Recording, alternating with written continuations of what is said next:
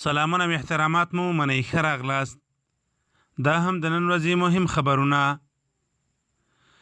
د کابل ادارې د بهرنیو چارو سرپرست وزیر حنیف اتمر له امریکا غوښتي چې له افغانستانه د ځواکونو وتل باید مشروط وي.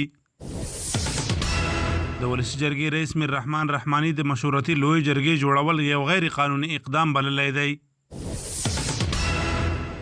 د ننګرهار امنیه قمندان او د محبس رئیس له دندو ګوښه شول.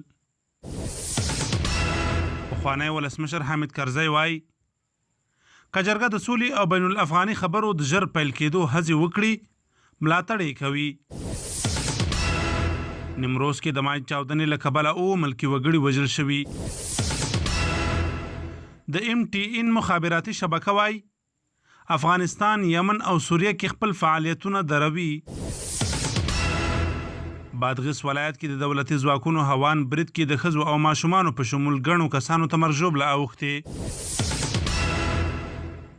د پاکستان پوځ ادعا کړې چې د افغان ځواکونو په ډزو یې 4 سرتیرو ته مرګ ژوبله اوښتې.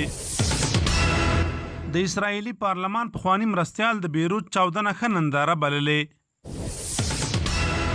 ډیلی میل ورځپاڼې خبر ورکړی چې یو روسي سوداګر د بیروت په چاودنو کې ککړ دی. د خبرونو پای.